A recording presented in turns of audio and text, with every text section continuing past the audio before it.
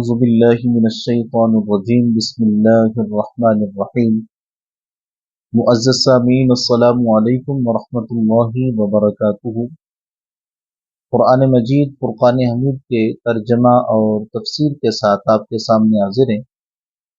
آج ہم اپنے سبق کا آغاز سورۃ البقرہ اس کی آیت نمبر 130 سے کریں گے۔ آئیے قرآن مجید فرقان حمید کی تلاوت سماعت فرمائیں۔ بسم اللہ الرحمن الرحیم وَمَن يَرْغَبُ عَن مِّلَّةِ إِبْرَاهِيمَ إِلَّا مَن سَفِهَ نَفْسَهُ وَلَقَدِ اصْطَفَيْنَاهُ فِي الدُّنْيَا وَإِنَّهُ فِي الْآخِرَةِ لَمِنَ الصَّالِحِينَ۔ آئیے اس کا ترجمہ سماعت فرمائیں۔ اور ابراہیم علیہ السلام کے دین سے وہی منہ پھیرے گا جس نے خود کو احمق بنا رکھا ہو، اور بے شک ہم نے اسے دنیا میں چن لیا، اور بے شک وہ آخرت میں ہمارا خاص قرب پانے والوں میں سے ہے۔ اب اس آیہ کریمہ کی تفسیر آپ کے سامنے رکھتے ہیں۔ اس کی تفسیر یوں ہے کہ علماء یہود میں سے حضرت عبداللہ بن سلام رضی اللہ تعالی عنہ آپ نے اسلام کو قبول فرمایا۔ تو جب آپ نے اسلام کو قبول فرمایا تو آپ نے اپنے دو بھتیجوں ان کو بھی اسلام قبول کرنے کی دعوت فرمائی، اور فرمایا کہ ہم نے اپنی کتاب کے اندر اس دین متین کے بارے میں پڑھا ہے، اور ہم نے یہ پڑھا ہے کہ حضرت اسماعیل علیہ السلام آپ کی اولاد میں سے آخری نبی ہوں گے جن کا نام احمد ہوگا، تو آؤ اسلام قبول کر لو۔ یہ وہی نبی ہیں جن کا ذکر ہماری کتاب کے اندر موجود ہے۔ تو جب آپ نے یہ واز فرمایا، تبلیغ فرمائی، اور فرمایا کہ جو اسلام قبول کر لے گا اس پر رب تعالیٰ اپنی رحمت کا اظہار فرمائے گا، اور جو قبول نہیں کرے گا وہ ملعون ہو جائے گا۔ تو آپ کی اس تبلیغ پر آپ کے ایک بھتیجے نے اسلام کو قبول فرما لیا، ان کا نام تھا مہاجر، اور دوسرے جو ہیں انہوں نے اسلام کو قبول نہ فرمایا اور انکار کر دیا۔ اس پر رب تعالیٰ نے اس آیہ کریمہ کو نازل فرمایا، اور اس کا خلاصہ پھر یوں بنتا ہے کہ رب تعالیٰ نے ارشاد فرمایا کہ حضرت ابراہیم علیہ السلام آپ کے دین سے تو صرف وہی منہ پھیرے گا جس نے خود کو احمق بنا رکھا ہو، یعنی جو حضرت ابراہیم علیہ السلام آپ کے دین کا انکار کرے گا وہ تو احمق ہے۔ تو جب آپ کی تبلیغ پر آپ کے دو بھتیجوں میں سے ایک نے اسلام قبول کیا،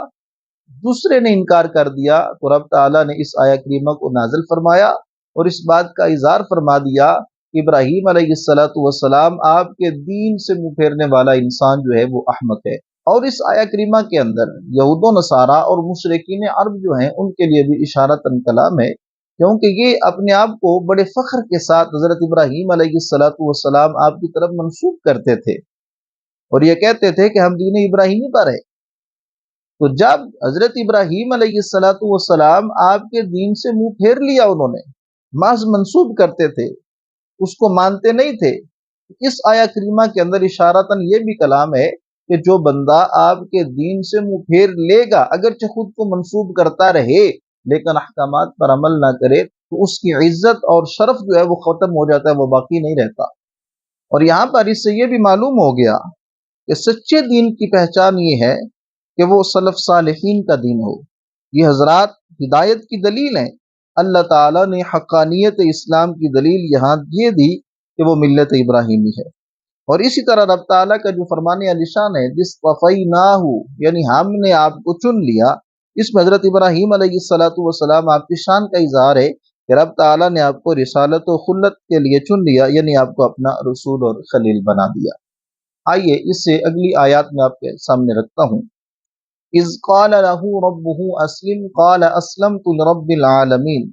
ووصى بها ابراہیم بنیہ ویعقوب یا بنی ان اللہ اصطفى لكم الدین فلا تموتن الا وانتم مسلمون۔ آئیے ان کا ترجمہ سماعت فرمائیں۔ یاد کرو جب اس کے رب نے اسے فرمایا فرما برداری کر، تو اس نے عرض کی کہ میں نے فرما برداری کی اس کی جو تمام جہانوں کا پالنے والا ہے۔ اور ابراہیم اور یعقوب نے اپنے بیٹوں کو اسی دین کی وصیت کی، اے میرے بیٹوں، بے شک اللہ نے یہ دین تمہارے لیے چن لیا ہے تو تم ہرگز نہ مرنا مگر اس حال میں کہ تم مسلمان ہو۔ آئیے اس آیہ کریمہ کی مختصر تفسیر آپ کے سامنے رکھتا ہوں۔ یہاں پر رب تعالیٰ کا جو فرمان عالی شان ہے، وَوَصَّىٰ بِهَا إِبْرَاهِيمُ بَنِيهِ وَيَعْقُوبُ، حضرت ابراہیم علیہ الصلاۃ والسلام اور حضرت یعقوب علیہ الصلاۃ والسلام آپ دونوں نے اپنی اولاد کو دین حق پر ثابت قدمی کی وصیت فرمائی۔ اس آیہ کریمہ سے یہ بھی معلوم ہوا کہ والدین کو صرف اپنی اولاد کو مال کی وصیت نہیں کرنی چاہیے کہ میرے بعد یہ مال یہ تمہارا ہے، یا تم نے اس کو اس طرح صرف کرنا ہے، اس طرح تم نے اس کی حفاظت کرنی ہے،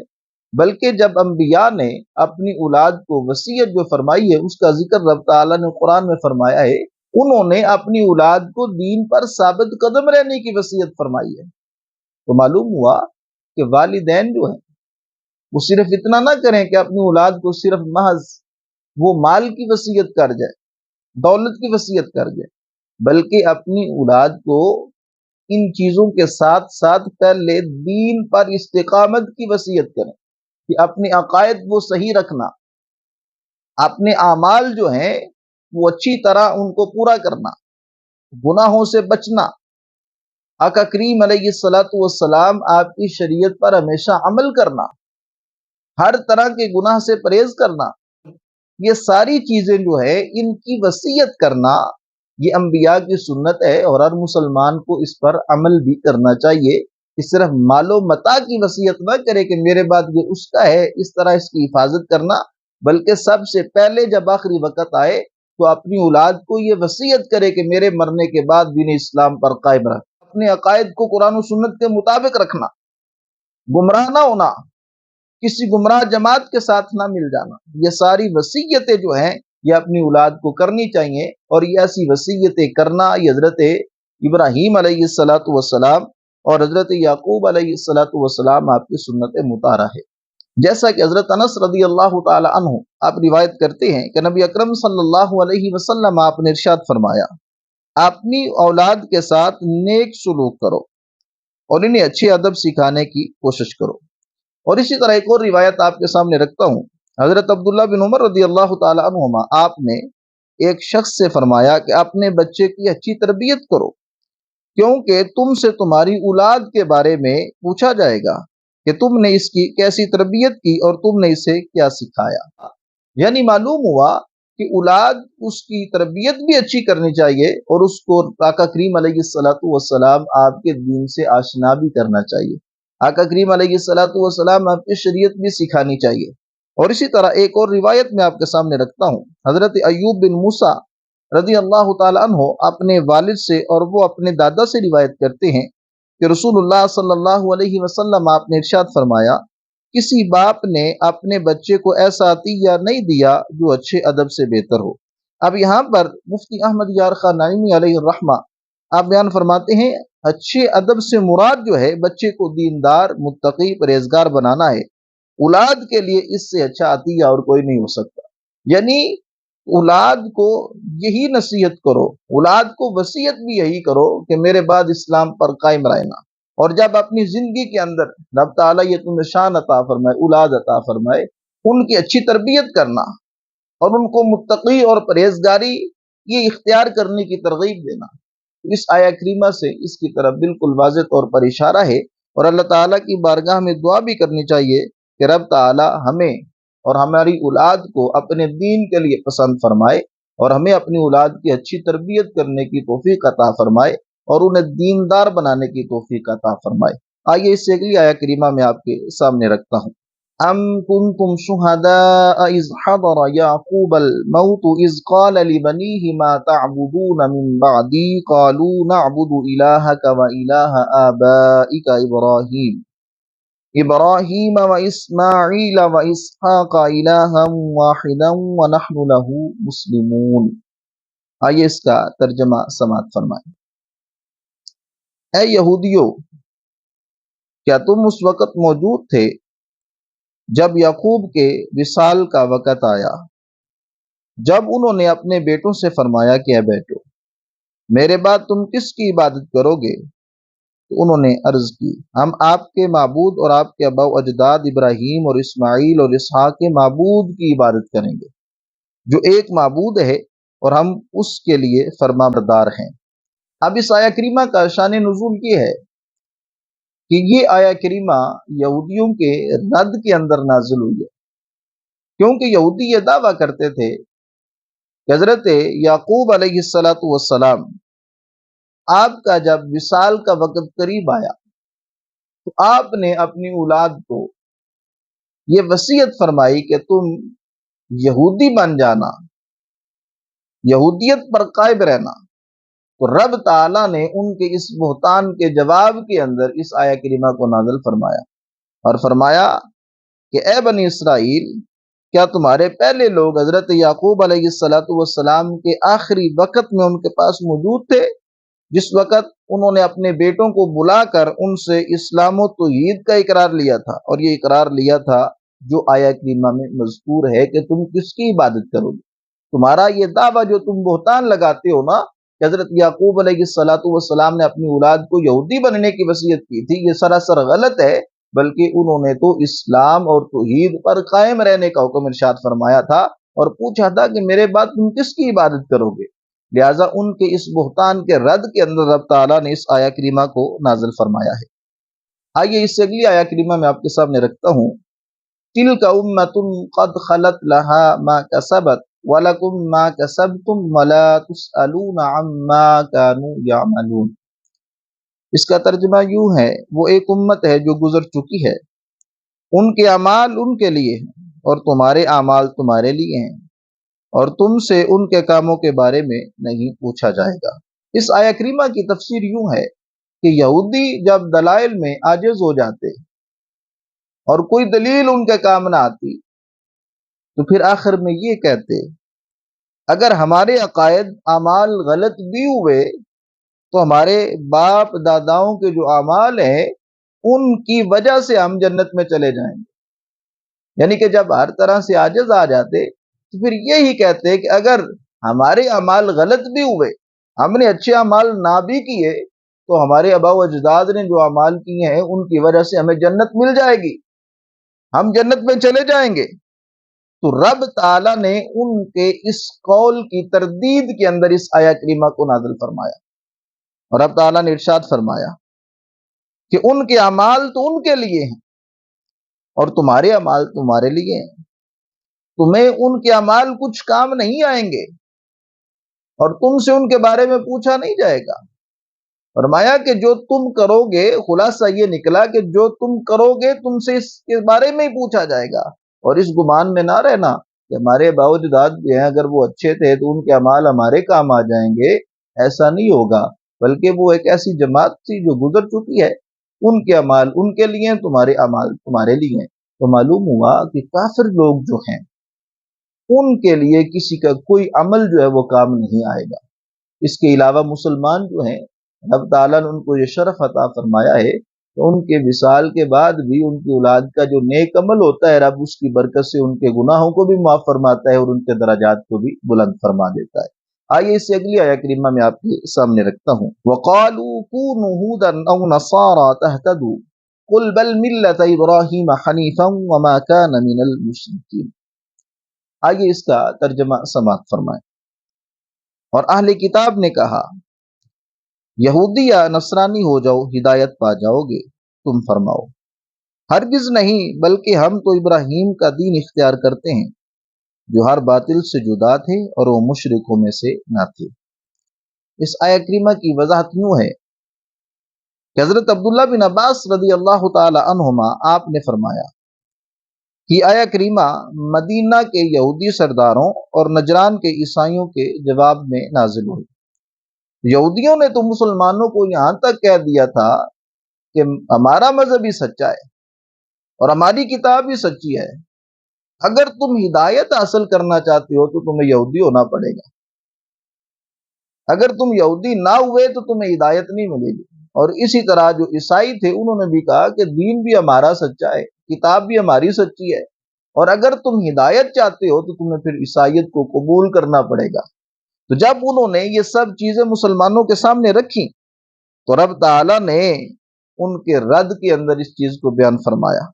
رب تعالیٰ نے ارشاد فرمایا کہ حبیب صلی اللہ علیہ وسلم آپ یہودیوں اور عیسائیوں کو جواب دیں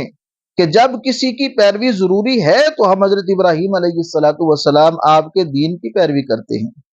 جو کہ تمام فضائل کا جامع ہے، اور حضرت ابراہیم علیہ السلام ہر باطل سے جدا تھے اور وہ مشرکوں میں سے نہ تھے۔ اس آیہ کریمہ میں اشارتاً ان یہودیوں اور عیسائیوں اور ان تمام لوگوں کا رد کیا گیا جو تھے مشرک لیکن اپنے آپ کو حضرت ابراہیم علیہ السلام آپ کی طرف منسوب کرتے تھے اور کہتے تھے کہ ہم ابراہیمی ہیں، ہم دین ابراہیمی پر ہیں، اور اس کے ساتھ ساتھ شرک بھی کرتے ہیں۔ تو یہ سب کچھ جب وہ کرتے تھے لیکن اس کے باوجود وہ اپنے آپ کو حضرت ابراہیم علیہ السلام آپ کی طرف منسوب کرتے تھے، تو یہ آیہ کریمہ ان تمام افراد کے رد میں بھی ہے۔ اور حالانکہ حقیقی ابراہیمی وہ ہے جو حضرت ابراہیم علیہ السلام آپ کے دین پر ہو، اور حضرت ابراہیم علیہ السلام نے کبھی بھی شرک نہیں کیا، آپ مشرک نہ تھے۔ تو جو مشرک ہو، شرک بھی کرے اور حضرت ابراہیم علیہ السلام کی طرف اپنی نسبت بھی کرے، تو ایسا بندہ دین ابراہیمی پہ نہیں ہو سکتا، چاہے وہ یہودی ہو، عیسائی ہو یا کوئی بھی ہو۔ جو مشرک ہوگا وہ دین ابراہیمی پر نہیں ہوگا، دین ابراہیمی پر وہی ہوگا جو مشرک نہیں ہوگا اور آپ کے احکامات پر عمل کرنے والا ہوگا، رب تعالیٰ کی توحید اور آقا کریم علیہ السلام آپ کی رسالت کو پہچان کر پھر اس پر عمل کرنے والا ہوگا۔ اس آیہ کریمہ سے مزید دو مسئلے واضح ہوئے کہ حضرت ابراہیم علیہ السلام آپ کو رب تعالیٰ نے وہ مقبولیت عامہ بخشی ہے کہ ہر دین والا ان کی طرف نسبت کرنا اس کو فخر سمجھتا ہے۔ اور دوسرا مسئلہ یہ ہے کہ صرف بڑوں کی اولاد ہونا کافی نہیں ہے کہ میں جی فلاں کی اولاد ہوں، میں جی فلاں کی اولاد ہوں۔ یہ اولاد ہونا صرف کافی نہیں ہے جب تک کہ بڑوں کے سے کام نہ کیے جائیں۔ جب ان کی طرح کے تم عمل کرو گے پھر تم فخر سے کہو کہ میں ان کی اولاد ہوں، تمہارا چہرہ دیکھ کے لوگ بتا دیں گے کہ تم اپنے قول کے اندر سچے ہو۔ تو لہٰذا اللہ تعالیٰ کی بارگاہ میں دعا کرنی چاہیے کہ رب تعالیٰ ہمیں نیک اعمال کرنے کی توفیق عطا فرمائے۔ آئیے اس سے اگلی آیہ کریمہ میں آپ کے سامنے رکھتا ہوں۔ قولوا آمنا باللہ وما انزل الینا وما انزل الی ابراہیم واسماعیل واسحاق ویعقوب والاسباط وما اوتی موسیٰ وعیسیٰ وما اوتی النبیون من ربهم لا نفرق بین احد منہم ونحن له مسلمون۔ آئیے اس کا ترجمہ سماعت فرمائیں۔ اے مسلمانوں تم کہو ہم اللہ پر اور جو ہماری طرف نازل کیا گیا اس پر ایمان لائے، اور اس پر جو ابراہیم علیہ السلام اور اسماعیل علیہ السلام اور اسحاق علیہ السلام اور یعقوب علیہ السلام اور ان کی اولاد کی طرف نازل کیا گیا، اور موسیٰ علیہ السلام اور عیسیٰ علیہ السلام کو دیا گیا، اور جو باقی انبیاء کو ان کے رب کی طرف سے عطا کیا گیا،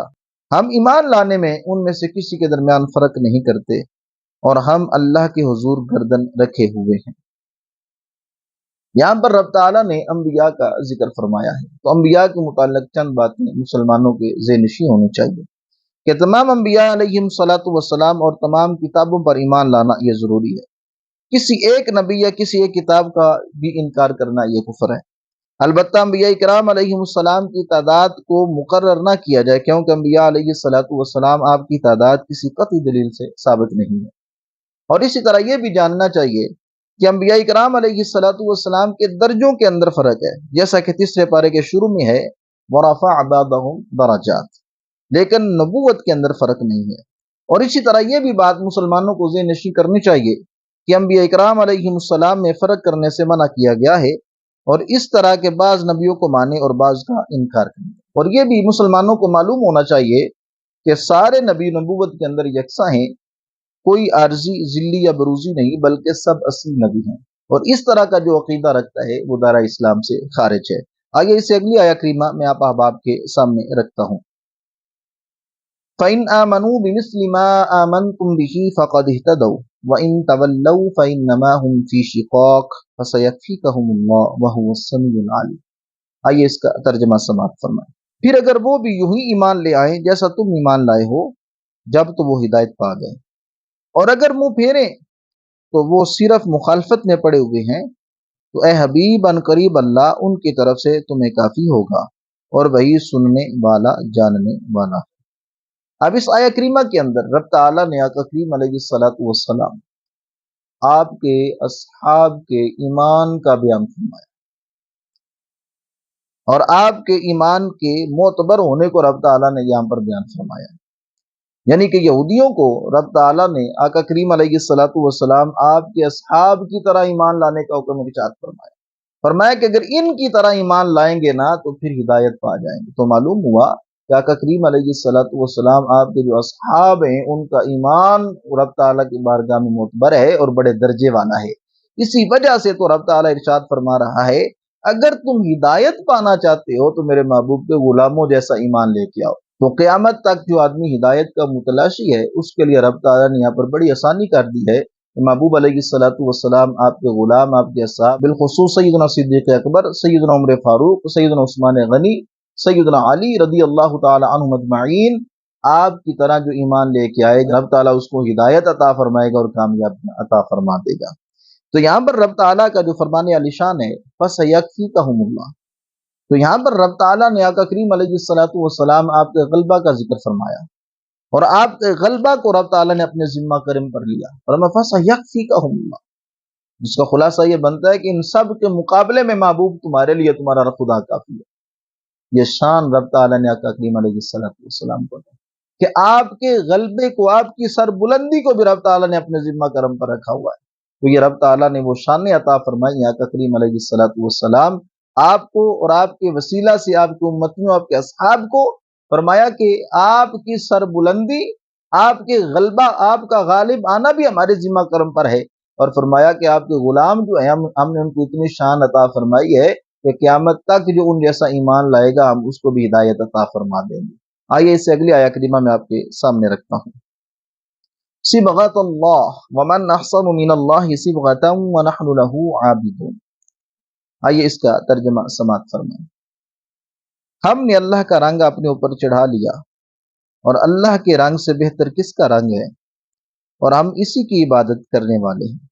اب اس آیہ کریمہ کا خلاصہ یوں بنتا ہے کہ جس طرح رنگ کپڑے کے ظاہر اور باطن میں سرایت کر جاتا ہے، اسی طرح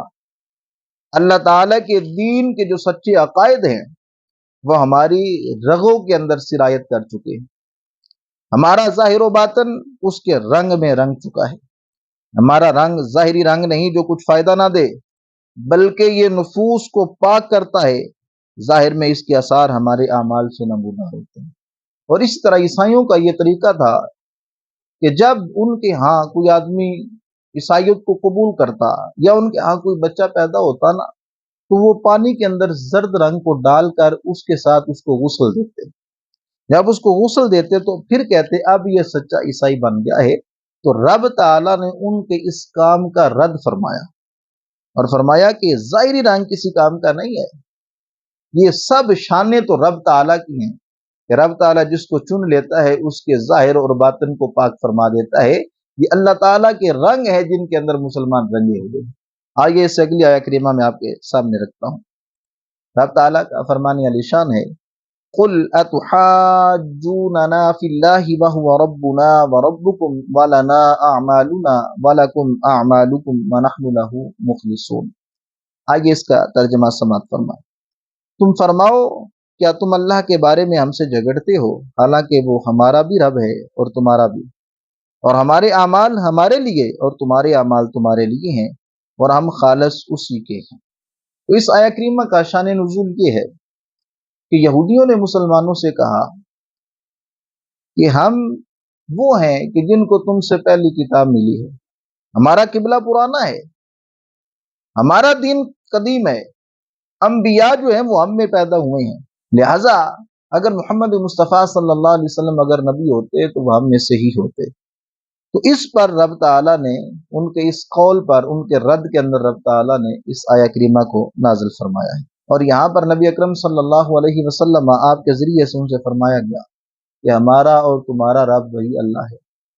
اس کو سارا اختیار ہے کہ جس کو چاہے اپنے بندوں میں سے نبی بنائے، چاہے وہ عرب میں سے ہو یا کسی اور جگہ سے ہو، یہ رب تعالیٰ کا اختیار ہے۔ اور فرمایا وَنَحْنُ لَهُ مُخْلِصُونَ، ہم خالص اسی کے ہیں۔ تو اس سے یہ بھی معلوم ہوا کہ خالص اللہ تعالیٰ کا وہی ہوتا ہے جو آقا کریم علیہ الصلوۃ والسلام کا ہو جائے، کیونکہ جو آقا کریم علیہ الصلوۃ والسلام آپ کا ہو جاتا ہے تو وہ اللہ کا ہو جاتا ہے۔ جس طرح کہ رب تعالیٰ نے قرآن پاک کے اندر ارشاد فرمایا مَن یُطِعِ الرَّسُولَ فَقَدْ أَطَاعَ اللَّهَ، جس نے رسول کی اطاعت کی اس نے اللہ تعالیٰ کی اطاعت فرمائی۔ تو یہاں پر رب تعالیٰ نے ان یہودیوں کا رد فرمایا جو مسلمانوں پر اپنی برتری ثابت کرنا چاہتے تھے کہ ہمارا دین پرانا ہے، انبیاء ہمیں تشریف لے کے آئے ہیں، اور رب تعالیٰ نے آقا کریم علیہ الصلوۃ والسلام آپ کی زبان سے ان کے ان ساری باتوں کا رد فرمایا ہے۔